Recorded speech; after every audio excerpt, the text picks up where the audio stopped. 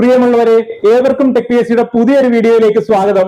ഇന്ന് നമ്മൾ ഈ വീഡിയോയിൽ ചർച്ച ചെയ്യുന്നത് കേരളത്തിലെ വിവിധ ഗവൺമെന്റ് ഓൺഡ് കമ്പനികളിലെ accountant, junior accountant, accounts assistant, assistant manager തുടങ്ങിയ തസ്തികൾക്ക് പ്രിപ്പയർ ചെയ്യുന്നവർക്ക്, ഇതുവരെയും പഠിച്ചു തുടങ്ങാത്തവർക്ക് എങ്ങനെ പഠിച്ച് ആദ്യ റാങ്ക് നേടാം, അതിന് വേണ്ട സക്സസ് ടിപ്സുകളാണ് ഞാനിവിടെ പറയുന്നത്. അപ്പൊ അത് സ്വന്തമായിട്ട് തയ്യാറെടുക്കുന്നവർക്കും കോച്ചിങ് എടുത്തവർക്കും എല്ലാവർക്കും ഉപയോഗപ്രദമായിട്ടുള്ള വീഡിയോ ആണ്. അതുകൊണ്ട് വീഡിയോ മുഴുവനായിട്ട് കാണുവാൻ ശ്രമിക്കുക. ദെൻ എന്തുകൊണ്ട് നമ്മൾ തയ്യാറെടുക്കാനായിട്ട് മടിച്ചു നിൽക്കുന്നു? കാരണങ്ങൾ പലതാണ്. നമ്മുടെ ഓരോരുത്തരുടെയും സാഹചര്യം വ്യത്യസ്തമാണ്. ചിലര് വീട്ടമ്മ ഉണ്ടാകാം, ചിലര് PGക്ക് പഠിക്കുന്നവരുണ്ടാകാം, ചിലര് ജോലിക്ക് പോകുന്നവരുണ്ടാകാം, ചിലര് മറ്റ് അനവധി ബുദ്ധിമുട്ടുകൾ അനുഭവിക്കുന്നവരുണ്ടാകാം. അപ്പൊ എല്ലാവരുടെയും പ്രശ്നം എന്ന് വെച്ച് കഴിഞ്ഞാൽ ഇതിന് കോമ്പറ്റീഷൻ കൂടുതലാണെന്നുള്ള ഒരു ചിന്ത, അതോടൊപ്പം തന്നെ വേക്കൻസി കുറവാണെന്നുള്ള ചിന്ത, അല്ലെ? പിന്നെ നമ്മളെ കൊണ്ട് പറ്റുമോ എന്നുള്ള ചിന്ത. അപ്പൊ ഇങ്ങനെയുള്ള പലമാതിരിയുള്ള പ്രശ്നങ്ങൾ പലരെ അലട്ടുന്നുണ്ട്. അപ്പൊ അതിനൊക്കെ ഞാൻ പറയുന്ന ഒരു ഉത്തരവെന്ന് വെച്ചാൽ നിങ്ങളിൽ തന്നെ വിശ്വസിക്കുക എന്നുള്ളതാണ്. ഇനി വേക്കൻസിയുടെ കാര്യം പറയുമ്പോൾ ഞാൻ ഒരു കാര്യം നിങ്ങൾക്ക് ക്ലിയർ ആയിട്ട് പറഞ്ഞുതരാം. നിങ്ങൾ റാങ്ക് ലിസ്റ്റിൽ വരുന്നവർ നന്നായിട്ട് ശ്രമിച്ചു കഴിഞ്ഞാൽ 100 മുതൽ 200 വേക്കൻസി വരെ നമുക്ക് വാങ്ങിയെടുക്കാൻ പറ്റും. കാര്യം ഇതിന്റെ വേക്കൻസികൾ കൃത്യമായിട്ട് റിപ്പോർട്ട് ചെയ്യിക്കുക, അതോടൊപ്പം തന്നെ താൽക്കാലിക വേക്കൻസികളെല്ലാം നമ്മൾ എന്ത് ചെയ്യുക, സ്ഥിരപ്പെടുത്താനായിട്ടുള്ള കാര്യങ്ങളൊക്കെ നമ്മൾ ചെയ്യുക. അങ്ങനെ ചെയ്തു കഴിഞ്ഞാൽ നമുക്ക് 100 മുതൽ 200 വരെയുള്ള വേക്കൻസീസ് നമുക്ക് പിടിച്ചെടുക്കാൻ പറ്റും. അത് നിങ്ങൾ കൃത്യമായിട്ട് മനസ്സിലാക്കുക. അപ്പൊ വേക്കൻസിയുടെ കാര്യത്തിൽ പേടി വേണ്ട, അപ്ലൈ ചെയ്യുന്നവരുടെ എണ്ണത്തിൽ പേടി വേണ്ട. കാര്യം എല്ലാവരും സീരിയസ് ആയിട്ടുള്ള ആസ്പിരൻസ് അല്ല. നിങ്ങളുടെ സാഹചര്യങ്ങളെ ഓർത്ത് പേടി വേണ്ട. നിങ്ങൾ ജോലി നേടും എന്നുള്ള തീരുമാനത്തെ നിങ്ങളിൽ തന്നെ വിശ്വസിച്ച് നിങ്ങളുടെ കാര്യങ്ങൾ, അതായത് പ്രിപ്പറേഷൻ സ്റ്റാർട്ട് ചെയ്താൽ നിങ്ങൾക്ക് എളുപ്പത്തിൽ ഈ ജോലി നേടാൻ പറ്റും. രണ്ടാമത്തെ കാര്യം ഞാൻ പറയുന്നത്, നമ്മൾ എന്ത് ചെയ്യണം? No your goal clearly. നമ്മൾ നമ്മുടെ ലക്ഷ്യം ക്ലിയർ ആയിട്ട് മനസ്സിലാക്കുക. നമ്മൾ ഈ എക്സാമിന് പ്രിപ്പയർ ചെയ്യുമ്പം നമ്മൾ എന്തിനാണ് ഈ എക്സാമിന് പ്രിപ്പയർ ചെയ്യുന്നത്? നമുക്ക് സ്ഥിര വരുമാനം, അല്ലെ? നമുക്കൊരു സ്ഥിര ജോലി വേണം. നമ്മൾ ഈ ജോലി നേടാനാണ് നമ്മൾ ഈ എക്സാമിന് പ്രിപ്പയർ ചെയ്യുന്നത്, അല്ലെ? അപ്പൊ നമ്മള് പ്രിപ്പയർ ചെയ്ത് തുടങ്ങുമ്പം ഈ ജോലി നേടിയേ തീരൂ എന്നുള്ള വാശിയോടെ പ്രിപ്പയർ ചെയ്യണം. ഇനി ഇതെന്നും നമ്മുടെ ഉള്ളിലേക്ക് വരാൻ വേണ്ടിയിട്ട് നമുക്ക് ചെയ്യാൻ പറ്റുന്ന ഒരു കാര്യം എന്ന് വെച്ചാൽ, നമ്മുടെ പഠന മുറിയിലോ അല്ലെങ്കിൽ നമ്മുടെ സ്വന്തം മുറിയിലോ, അല്ലെ? നമ്മൾ ചിലപ്പം നമ്മുടെ പഠനമുറി, നമ്മുടെ സ്വന്തം മുറിയൊക്കെ ഒന്ന് തന്നെ ആയിരിക്കും. അവിടെ എന്ത് ചെയ്യുക? ഡെയിലി നമ്മൾ കാണുന്ന രീതിയിൽ നമ്മൾ എഴുതി വെക്കുക. എന്താണ്? ഞാൻ ഈ കമ്പനി ബോർഡ് അസിസ്റ്റന്റ് ആയി തീരും, അല്ലെ? അത് എന്നും നമ്മൾ കാണുമ്പോൾ എന്താണ്? ഈ തോട്ട്സ് ആക്ഷനായിട്ട് മാറും. അപ്പൊ നമ്മൾ ഇതിന് തയ്യാറെടുക്കാനായിട്ടുള്ള വേഗം കൂടും. ഇതിന് തയ്യാറെടുക്കാനായിട്ട് നമുക്ക് ഇന്റേണലി വരുന്ന ഫയർ, അതിനെ അണയാതെ നമ്മൾ കാത്തു സൂക്ഷിക്കുകയാണെങ്കിൽ നമുക്ക് ഈസി ആയിട്ട് ഈ ജോലിയെ നമുക്ക് നേടിയെടുക്കാം. അപ്പൊ നമ്മൾ മനസ്സിലാക്കേണ്ട കാര്യം, നമ്മൾ എന്നും ഇത് കാണുക, എന്ത് ചെയ്യുക? നമ്മുടെ ഉള്ളിലുള്ള തീയെ നമ്മൾ അണയാതെ സൂക്ഷിക്കുക, അതിനെ ആളി കത്തിക്കുക. നമുക്ക് ഈ ജോലി നേടിയേ തീരത്തുള്ളൂ എന്നുള്ള വാശി നിങ്ങൾക്ക് ഉണ്ടാകുക. എല്ലാ ദിവസവും നമ്മുടെ ഉറക്കം കെടുത്തുന്ന സ്വപ്നമായിട്ട് ഇത് മാറുക. അങ്ങനെ വന്നാൽ എന്ത് ചെയ്യും? ഓട്ടോമാറ്റിക്കായിട്ട് നിങ്ങൾക്ക് ഈ ജോലി എത്താൻ പറ്റും. ഓക്കെ.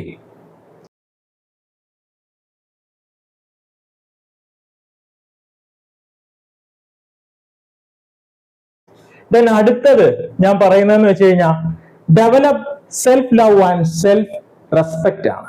അപ്പൊ അവിടെ നിങ്ങൾ മനസ്സിലാക്കേണ്ട കാര്യം, പ്രിപ്പറേഷൻ ഒരു ലോങ് ടൈം ജേർണിയാണ്. പ്രിപ്പറേഷനിൽ അപ്സ് ആൻഡ് ഡൗൺസ് വരും, അല്ലെ? നമ്മുടെ സാഹചര്യം ചിലപ്പോൾ പ്രിപ്പയർ ചെയ്യുന്ന സമയത്ത് വളരെ മോശമാകാം, അല്ലെ? പ്രിപ്പയർ ചെയ്തുകൊണ്ടിരിക്കുന്നതിനിടയ്ക്ക് അതിലും മോശമാകാം. അപ്പൊ അങ്ങനെയുള്ള സാഹചര്യത്തിൽ നമ്മൾ ശക്തമായിട്ട് നമുക്ക് പിടിച്ചു നിൽക്കണമെങ്കിൽ നമുക്ക് സെൽഫ് ലവും സെൽഫ് റെസ്പെക്റ്റും വേണം. നമ്മളെ മനസ്സിലാക്കുക, നമ്മളെ സ്നേഹിക്കുക. അതോടൊപ്പം തന്നെ നമ്മൾ എന്ത് ചെയ്യുക? നമ്മുടെ ഏത് സാഹചര്യത്തിലായാലും നമ്മൾ ഈ ജോലി നേടിയേ തീരത്തോളം എന്നുള്ളൊരു വാശി വേണം. ഏത് മോശം സാഹചര്യത്തിലായാലും നമ്മുടെ ഇപ്പോൾ ഉള്ള അവസ്ഥ വളരെ ആണെങ്കിലും നമുക്ക് എന്ത് ചെയ്യാം? നമുക്ക് സെൽഫ് ലവും സെൽഫ് റെസ്പെക്റ്റും ഉണ്ടായാലാ നമുക്ക് എന്ത് ചെയ്യാം? ഏത് പ്രതിബന്ധങ്ങളെയും നമുക്ക് തരണം ചെയ്യാൻ പറ്റും. ദെൻ അടുത്തത് പറയുന്നത്, ഡെവലപ്പ് ടോപ്പേഴ്സ് മൈൻഡ് സെറ്റ്. എന്താണ് ടോപ്പേഴ്സ് മൈൻഡ് സെറ്റ്, അല്ലെ? ഒരു ടോപ്പർ ആകാനായിട്ടുള്ള ചിന്താഗതി എന്തായിരിക്കണം? ഒരു ടോപ്പർ ആകണമെങ്കിൽ നിങ്ങൾ പഠിക്കുക മാത്രമല്ല, അല്ലെ? പല കാര്യങ്ങൾ ചെയ്യണം. എന്താണ് ഒരു ടോപ്പറിന്റെ മൈൻഡ് സെറ്റ് എന്ന് പറഞ്ഞാൽ? ഒരു കാൻഡിഡേറ്റ് ആയിട്ട് ചിന്തിക്കാൻ പറ്റണം, ഒരു മെന്ററായിട്ട് ചിന്തിക്കാൻ പറ്റണം, ഒരു ക്വസ്റ്റ്യൻ പേപ്പർ സെറ്ററായിട്ട് ചിന്തിക്കാൻ പറ്റണം. അപ്പൊ എങ്ങനെയാണ് അത് സാധ്യമാകുന്നത്? ഇപ്പൊ നമ്മൾ നോക്കിക്കഴിഞ്ഞാലാ കാൻഡിഡേറ്റ് ആയിട്ട് ചിന്തിക്കുക എന്ന് പറഞ്ഞാൽ എന്താ, നമ്മള് ഒരു കോംപ്രമൈസും ചെയ്യാതെ, നമ്മുടെ പ്രിപ്പറേഷനിൽ ഒരു കോംപ്രമൈസും ചെയ്യാതെ കറക്റ്റ് ആയിട്ട് പ്രിപ്പയർ ചെയ്യുന്നതിനെയാണ് കാൻഡിഡേറ്റ് ആയിട്ട് പ്രിപ്പയർ ചെയ്യുക എന്ന് പറയുന്നത്. ഇനി ഒരു മെന്ററായിട്ട് നമ്മുടെ മൈൻഡ് സെറ്റ് എന്ന് പറഞ്ഞാൽ എന്താ, നമ്മള് നമ്മുടെ പ്രിപ്പറേഷനിൽ നിന്ന് ഡിസ്ട്രാക്ഷൻ ഒന്നും ഉണ്ടാകാതെ നമ്മളെ കൺട്രോൾ ചെയ്യണം, അല്ലെ?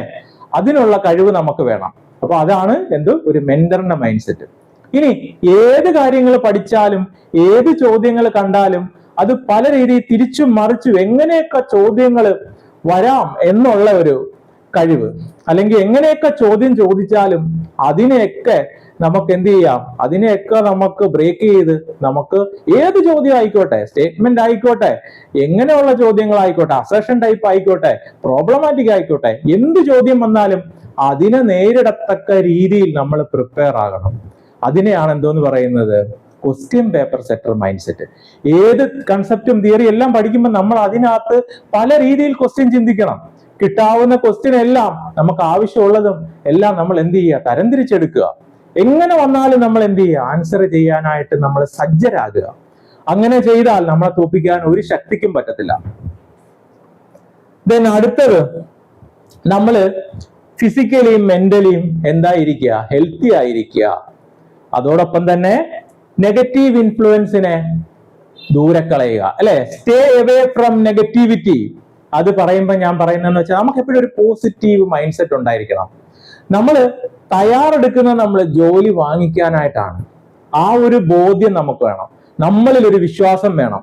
ഇനി നമ്മുടെ ഈ പ്രിപ്പറേഷന്റെ കാര്യം പരമാവധി ആൾക്കാരെ ആരെയും അറിയിക്കാതിരിക്കുക. കാര്യം പലരും പല നെഗറ്റീവും പറയും. നമ്മുടെ പേരൻസ് പോലും നെഗറ്റീവ് പറഞ്ഞിരിക്കും. അതിനെ ഒന്നും നമ്മൾ വകവെക്കരുത്. ഇനി നെഗറ്റീവ് സ്പ്രെഡ് ചെയ്യുന്ന ആൾക്കാരിൽ നിന്ന് നമ്മൾ ഒഴിഞ്ഞു മാറി നിൽക്കുക. നെഗറ്റീവ് സ്പ്രെഡ് ചെയ്യുന്ന ഫ്രണ്ട്സ് ആകാം. ചിലപ്പോൾ അവർ പറയും, ഇതൊന്നും പഠിച്ചിട്ട് ഒരു കാര്യമില്ല, എല്ലാം പിൻവാതിൽ നിയമനമാണ്. അങ്ങനെയൊക്കെയുള്ള ആൾക്കാരിൽ നിന്നെല്ലാം നമ്മൾ എന്ത് ചെയ്യുക, മാറി നിൽക്കുക. അതേപോലെ ഇപ്പം തന്നെ അൺവാണ്ടഡ് ആയിട്ടുള്ള ഗ്രൂപ്പ്സുകൾ, നെഗറ്റീവ് സ്പ്രെഡ് ചെയ്യുന്ന ഗ്രൂപ്പ്സുകൾ, അങ്ങനെയുള്ള ആൾക്കാർ, പിന്നെ അയലത്തുകാര്, അയലത്ത് അമ്മാവന്മാര്, അമ്മച്ചിമാര് പലരും ഉണ്ടാവും. നമ്മളോട് പറയും, പഠിച്ചിട്ടൊന്നും ഒരു കാര്യമില്ല, ഇത്രയും നാൾ പഠിച്ചിട്ട് എന്ത് കിട്ടി, വല്ല വിദേശത്തൊക്കെ പോവാം, അങ്ങനെയൊക്കെ പറഞ്ഞ് ഉപദേശിക്കുന്ന പലരും കാണും. അവരിൽ നിന്നെല്ലാം നമ്മൾ മാറി നിൽക്കുക. നമ്മൾ എപ്പോഴും പോസിറ്റീവ് മൈൻഡ് സെറ്റ് ആയിട്ട് നിൽക്കുക. നമ്മൾ പഠിക്കുന്ന ജോലി വാങ്ങിക്കാനാ. നമുക്ക് പുറത്തു വരുന്ന യാതൊരു ഡിസ്ട്രാക്ഷനും നമ്മൾ എന്ത് ചെയ്യരുത്, അതിന് മൈൻഡ് ചെയ്യരുത്. നമ്മൾ ഒരു സ്പോർട്സ്മാൻ സ്പിരിറ്റിൽ എടുക്കണം, അല്ലെ? നമ്മളിപ്പോ ക്രിക്കറ്റ് കാണുമ്പോൾ നമ്മൾ കാണാറുണ്ട്, ബാറ്റ്സ്മാനെ ബോളേഴ്സ് പല രീതിയിൽ സ്ലെഡ്ജ് ചെയ്യും. പക്ഷെ ബാറ്റ്സ്മാൻ അതിനെ മൈൻഡ് ചെയ്യാതെ പോകുന്ന ബാറ്റ്സ്മാൻ നന്നായിട്ട് പെർഫോം ചെയ്യും. ഓക്കെ, അത് കാരണം പല രീതിയിലുള്ള ഡിസ്ട്രാക്ഷൻ വന്നാലും നമ്മൾ ആ നെഗറ്റിവിറ്റിയിൽ നിന്നെല്ലാം നമ്മൾ മാറി നിൽക്കണം. അതോടൊപ്പം തന്നെ നമ്മൾ എപ്പോഴും സെൽഫ് മോട്ടിവേറ്റഡ് ആയിരിക്കണം. അത് നിങ്ങൾ കൃത്യമായിട്ട് ഓർത്തു വെക്കുക. ദെൻ ഇനി നമ്മൾ പ്രിപ്പറേഷന്റെ കാര്യത്തിലോട്ട് വന്നാൽ, ഇതുവരെ ഞാൻ നിങ്ങൾ സ്വന്തമായിട്ട് ഒന്ന് ശക്തരാകാനായിട്ടുള്ള കാര്യമാണ് പറഞ്ഞത്, അല്ലെ? നിങ്ങളുടെ മനസ്സിനെ ശക്തിപ്പെടുത്താനും അങ്ങനെയുള്ള കാര്യമാണ് പറഞ്ഞത്. ഇനി അടുത്തത് നമ്മുടെ പ്രിപ്പറേഷന്റെ കാര്യമായിട്ട് വരുമ്പോൾ, ആദ്യത്തെ കാര്യം, ഏതൊരു പ്രിപ്പറേഷന് തയ്യാറെടുക്കുമ്പോഴും നിങ്ങൾ മനസ്സിലാക്കേണ്ട കാര്യം, എക്സാമിന്റെ പാറ്റേൺ നിങ്ങൾ കൃത്യമായിട്ട് മനസ്സിലാക്കണം. എങ്ങനെയാണ് എക്സാം പാറ്റേൺ കൃത്യമായിട്ട് മനസ്സിലാക്കുന്നത്? സിലബസിനെ കറക്റ്റായിട്ട് അനലൈസ് ചെയ്യുക. പ്രീവിയസ് ക്വസ്റ്റ്യൻ കുറെ എടുത്തിട്ട് ഈ എക്സാം പാറ്റേണിൽ അല്ലെങ്കിൽ ഈ സിലബസിൽ പ്രകാരം നടന്നിട്ടുള്ള പല പരീക്ഷകളും കാണും. അതിന്റെ എല്ലാം ചോദ്യ പേപ്പർ എടുത്ത് കൃത്യമായിട്ട് അനലൈസ് ചെയ്യുക. അങ്ങനെ നമ്മൾ കറക്റ്റായിട്ട് എക്സാം പാറ്റേൺ നമ്മൾ എന്ത് ചെയ്യുക, മനസ്സിലാക്കുക. മനസ്സിലാക്കിയിട്ട് എന്ത് ചെയ്യണം? അടുത്തത്, make A realistic study plan and start now. നമുക്കറിയാം, ഒരു സ്റ്റഡി പ്ലാൻ തന്നാൽ എല്ലാവർക്കും കോമൺ ആയിട്ട് ഫോളോ ചെയ്യാൻ പറ്റണമെന്നില്ല. നമ്മുടെ സാഹചര്യങ്ങൾക്ക് അനുസരിച്ചിട്ട് നമുക്ക് ചിലപ്പോൾ പഠിക്കാൻ സമയം കൂടുതൽ കിട്ടുന്നവരുണ്ടാകാം, കുറച്ച് കിട്ടുന്നവരുണ്ടാകാം, ഒട്ടും സമയം കിട്ടാത്തവരുണ്ടാകാം. ഒട്ടും സമയം കിട്ടാത്തവർക്കായാൽ പോലും നിങ്ങളുടെ സമയമില്ലായ്മയിൽ നിന്ന് നിങ്ങൾക്ക് സമയം ഉണ്ടാക്കാൻ പറ്റണം. അങ്ങനെ നിങ്ങളുടേതായിട്ടുള്ള ഒരു റിയലിസ്റ്റിക് സ്റ്റഡി പ്ലാൻ പ്രിപ്പയർ ചെയ്യണം. കാര്യം ഓരോരുത്തരുടെയും സാഹചര്യം വ്യത്യസ്തമാണ്. അതുകൊണ്ടാണ് ഞാൻ അങ്ങനെ പറയുന്നത്. അപ്പൊ റിയലിസ്റ്റിക് ആയിട്ടുള്ള സ്റ്റഡി പ്ലാൻ ഉണ്ടാക്കിയതിന് ശേഷം അങ്ങ് പ്രിപ്പറേഷൻ സ്റ്റാർട്ട് ചെയ്യുക എന്നുള്ള. അല്ലാതെ എല്ലാ സാഹചര്യവും നന്നായിട്ട് വന്നിട്ട് നമുക്ക് പ്രിപ്പറേഷൻ ചെയ്യാം എന്ന് നമ്മൾ വിചാരിക്കരുത്. അപ്പൊ നമ്മൾ റിയലിസ്റ്റിക് ആയിട്ടുള്ള സ്റ്റഡി പ്ലാൻ ഉണ്ടാക്കുക, നമ്മുടെ പ്രിപ്പറേഷൻ അന്നേരം തന്നെ സ്റ്റാർട്ട് ചെയ്യുക. പറ്റുമെങ്കിൽ ഇന്ന് രാത്രി തന്നെ സ്റ്റാർട്ട് ചെയ്തോ.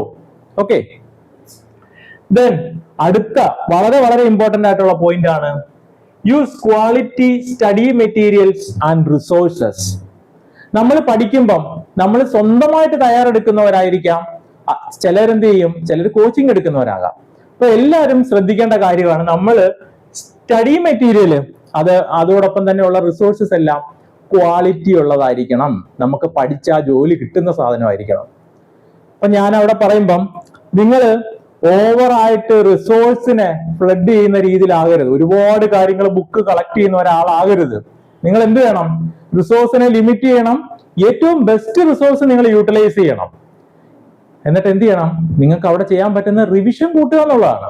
അപ്പൊ അവിടെ മനസ്സിലാക്കേണ്ട കാര്യം, ഏറ്റവും ബെസ്റ്റ് റിസോഴ്സ് ഏറ്റവും എഫക്റ്റീവായിട്ട് യൂട്ടിലൈസ് ചെയ്യുന്ന ആളിനാണ് ജോലി കിട്ടുന്നത്. അപ്പം അവിടെ സ്വന്തമായിട്ട് പഠിക്കുന്നവരായിക്കോട്ടെ, കോച്ചിങ് എടുക്കുന്നവരായിക്കോട്ടെ. ഇനി കോച്ചിങ് എടുക്കുന്നവരോട് ഞാൻ പറയുന്ന ഒരു അഡ്വൈസ് എന്ന് പറഞ്ഞാൽ, നിങ്ങൾക്ക് ഏറ്റവും കംഫോർട്ടബിൾ ആയിട്ട്, നിങ്ങളെ ഏറ്റവും നന്നായിട്ട് ഗൈഡ് ചെയ്യുന്ന ഏറ്റവും നല്ല മെന്റേഴ്സ് ഉള്ള ഇൻസ്റ്റിറ്റ്യൂഷൻ, അതായത് ഞാൻ പറയുന്നതെന്ന് വെച്ചാൽ എക്സാംസ് ക്ലിയർ ചെയ്തിട്ടുള്ള മെന്റേഴ്സ് ഉള്ള ഇൻസ്റ്റിറ്റ്യൂഷൻസ്, അതോടൊപ്പം തന്നെ നമുക്ക് നന്നായിട്ട് കാര്യങ്ങൾ വളരെ സിമ്പിൾ ആയിട്ട് പറഞ്ഞ് മനസ്സിലാക്കി തരുന്ന ഇൻസ്റ്റിറ്റ്യൂഷനെ, പിന്നെ നമ്മുടെ ഓരോരോ പ്രശ്നങ്ങളിലും ഓരോന്നിനും സൊല്യൂഷൻസ് തരുന്ന, നമ്മളിൽ ഒരുവനായിട്ട് നിന്ന് നമ്മളെ ഗൈഡ് ചെയ്യുന്ന അധ്യാപകരും മെന്റേഴ്സും ഉള്ള ഇൻസ്റ്റിറ്റ്യൂഷനെ ജോയിൻ ചെയ്യുക. അങ്ങനെ വന്നാൽ നിങ്ങൾക്ക് തിരിഞ്ഞു നോക്കേണ്ട കാര്യം വരുന്നില്ല. അപ്പൊ എപ്പോഴും പ്രോപ്പർ ഗൈഡൻസും മെന്റർഷിപ്പും കിട്ടിയ നമുക്ക് എളുപ്പത്തിൽ ഒരാളെക്കാളിലും 5 മടങ്ങ് വേഗതയിലെങ്കിലും നമുക്ക് പ്രിപ്പയർ ചെയ്യാം. ഓക്കെ, ദെൻ അടുത്തത് സ്ട്രെങ്തൻ ഫണ്ടമെന്റൽസ് ഫസ്റ്റ്. നമ്മൾ പഠിച്ചു തുടങ്ങുന്നവര് ശ്രദ്ധിക്കേണ്ട കാര്യം, നമ്മളെ ഫണ്ടമെന്റൽസ് സ്ട്രോങ് ആക്കുക, അതായത് ബേസ് ക്ലിയർ ചെയ്യുക. ബേസ് ക്ലിയർ ചെയ്യുക എന്ന് പറയുമ്പോൾ അതിനകത്ത് കുറെ കാര്യങ്ങൾ പറയണം. കാര്യം എന്താ, നമ്മൾ ബേസ് ആദ്യം നന്നായിട്ട് ഉറപ്പിക്കുക. അതേപോലെ ഇപ്പം തന്നെ നമ്മൾ പഠിക്കുമ്പോൾ ആഴത്തി പഠിക്കുക. ആഴത്തി പഠിച്ചാൽ നമുക്ക് എങ്ങനെ ചോദ്യങ്ങൾ വന്നാലും, നമ്മളെ കൺസെപ്റ്റ് മനസ്സിലാക്കിയിരുന്ന എങ്ങനെ ചോദ്യങ്ങൾ വന്നാലും നമുക്ക് എന്ത് ചെയ്യാം, വളരെ ഈസി ആയിട്ട് തന്നെ ടാക്കിൾ ചെയ്യാം. അപ്പം നമ്മൾ എന്ത് ചെയ്യണം, നമ്മുടെ ബേസ് സ്ട്രോങ് ആക്കണം. നമ്മൾ പഠിക്കുമ്പോൾ ആഴത്തി പഠിക്കണം, അതോടൊപ്പം തന്നെ വൈഡായിട്ടും കൂടെ പഠിക്കണം. കാര്യം PSCയുടെ കാര്യമാണ്, ആഴത്തിലുള്ള ചോദ്യങ്ങളും വരും, വൈഡായിട്ടുള്ള ചോദ്യങ്ങളും വരും, ചവറ് പോലുള്ള ചോദ്യങ്ങളും വരാം. എങ്ങനെ വന്നാലും നമ്മൾ എന്ത് ചെയ്യണം, അതിന് ആൻസർ ചെയ്യണം. നമുക്ക് ആദ്യ റാങ്ക് വേണം, അല്ലെ? ദെൻ അടുത്തത് focus on high yield topic. നമ്മൾ സിലബസിനോടൊപ്പം തന്നെ പ്രീവിയസ് ക്വസ്റ്റ്യൻ എല്ലാം നമ്മൾ അനലൈസ് ചെയ്തപ്പം നമുക്ക് കുറെ ഏരിയാസ് ഹൈ വെയിറ്റേജ് ഉള്ളതാണ് നമുക്ക് മനസ്സിലാവും. അവിടെയൊക്കെ നമ്മൾ കൂടുതൽ സ്ട്രെസ് കൊടുത്ത് പഠിക്കുക. അവിടെയൊക്കെ തിരിച്ചു മറിച്ചൊക്കെ പല രീതി ചോദ്യങ്ങൾ വരാം. കാര്യം എന്താ, റിപ്പീറ്റഡ് ആയിട്ട് ചോദ്യങ്ങൾ വരുന്ന ഏരിയ ആണ്. അവിടെ ഇനിയും ചോദ്യങ്ങൾ പ്രതീക്ഷിക്കാം. കാര്യം എന്താ, ചോദ്യം ഫ്രെയിം ചെയ്യാൻ അവിടെ ഒരുപാട് കാര്യങ്ങൾ കാണും. അപ്പൊ അവിടെയൊക്കെ നമ്മൾ നല്ല രീതിയിൽ വെയിറ്റേജ് കൊടുത്ത് പഠിക്കുക കേട്ടോ. ദെൻ അടുത്ത പറയാനുള്ള ഒരു അഡ്വൈസ് എന്ന് പറഞ്ഞാൽ സ്മാർട്ടായിട്ട് പഠിക്കുക. 10 മണിക്കൂർ ഒരു ദിവസം പഠിക്കുന്നതിനേക്കാൾ നല്ലത് എന്ത് ചെയ്യുക, 5 ദിവസം 2 മണിക്കൂർ വെച്ച് എഫക്റ്റീവായിട്ട് പഠിക്കുക എന്നുള്ള. ഹാർഡ് വർക്ക് ചെയ്യാൻ ഇത് മരമെട്ടലല്ല, അല്ലെ? നമുക്ക് ജോലി കിട്ടണം, അല്ലെ? അപ്പൊ സ്മാർട്ടായിട്ട് പഠിക്കണം. അപ്പൊ സ്മാർട്ടായിട്ട് പഠിക്കണമെങ്കിൽ നമ്മൾ എന്ത് ചെയ്യുക, നമ്മൾ ഒരുപാട് നേരം പഠിക്കാതെ ഉള്ള സമയത്തെ നമ്മൾ എഫക്റ്റീവായിട്ട് പഠിക്കുക. അതേപോലെ ഇപ്പം തന്നെ കൺസിസ്റ്റന്റ് ആകുക കേട്ടോ. ദെൻ അതിനോടൊപ്പം തന്നെ ഞാൻ പറഞ്ഞതിന്റെ ബാക്കിയായിട്ട് കൺസിസ്റ്റൻസി മസ്റ്റ് ആണ്. അതേപോലെ ഇപ്പം തന്നെ സെൽഫ് മോട്ടിവേറ്റഡ് ആയിരിക്കണം. പല കാര്യങ്ങളും നമ്മളെ പിന്നോട്ട് വലിക്കാനായിട്ട് കാണും, അല്ലെ? ചിലപ്പോൾ നമുക്ക് തീരെ ജീവിച്ചു പോകാൻ പൈസ വരെ ഇല്ലാത്ത സാഹചര്യങ്ങൾ കാണും. ആ സാഹചര്യത്തിൽ നമ്മൾ എന്ത് ചെയ്യുക, അത് കണ്ടുപിടിക്കാനായിട്ട് ചെറിയ പാർട്ട് ടൈം ജോലികളോ വല്ലതും ചെയ്യുക. എങ്ങനെ ആയാലും നമ്മളെ മിനിമം ഒരു 2-3 മണിക്കൂർ നമ്മുടെ പ്രിപ്പറേഷനായിട്ട് മാറ്റി വെക്കണം, എന്ത് സംഭവിച്ചാലും. അപ്പോൾ നമ്മൾ കൃത്യമായിട്ട് നോക്കണം. എല്ലാ ദിവസവും പഠിക്കണം. എന്ത് സംഭവിച്ചാലും എല്ലാ ദിവസവും പഠിക്കണം. കൺസിസ്റ്റന്റ് ആയിരിക്കണം. നമ്മുടെ കണ്ടിന്യൂസ് ഇംപ്രൂവ്മെന്റ് ആണ് നമ്മുടെ ഒരു സക്സസിന് ആവശ്യം. അതോടൊപ്പം തന്നെ നമ്മൾ മോട്ടിവേറ്റഡ് ആയിരിക്കണം. എന്ത് മോശം സാഹചര്യം വന്നാലും നമ്മുടെ മനസ്സിൽ നമുക്ക് ആത്മവിശ്വാസം ഉണ്ടായിരിക്കണം. എന്ത് വന്നാലും ഞാനിത് പഠിക്കും. അതോടൊപ്പം തന്നെ നിങ്ങൾക്ക് ചിലപ്പോൾ സെൽഫ് മോട്ടിവേറ്റഡ്, നിങ്ങൾ ചിലപ്പോൾ ഡൗൺ ആയി കഴിഞ്ഞാൽ കോച്ചിങ് എടുക്കുന്ന ആൾക്കാരാണ് നിങ്ങളെ മെന്റേഴ്സിനെയും ടീച്ചേഴ്സിനെയും ഒക്കെ കോൺടാക്ട് ചെയ്യുക. അല്ലെങ്കിൽ എന്ത് ചെയ്യുക, സ്വന്തമായിട്ട് പഠിക്കുന്നവരാണ്, നിങ്ങൾക്ക് പല മോട്ടിവേഷൻ കാര്യങ്ങൾ വീഡിയോസ് കാണാം. കുറച്ച് നേരത്തേക്കെങ്കിലും ഒരു മോട്ടിവേഷൻ കിട്ടും. മോട്ടിവേഷൻസ് വീഡിയോസ് കാണാം, അല്ലെങ്കിൽ ബുക്സുകൾ വായിക്കാം. അസാധ്യമായിട്ടുള്ള സാധ്യമാക്കിയിട്ടുള്ള പല സാഹചര്യങ്ങൾ ഉണ്ടാകാം, അല്ലെ?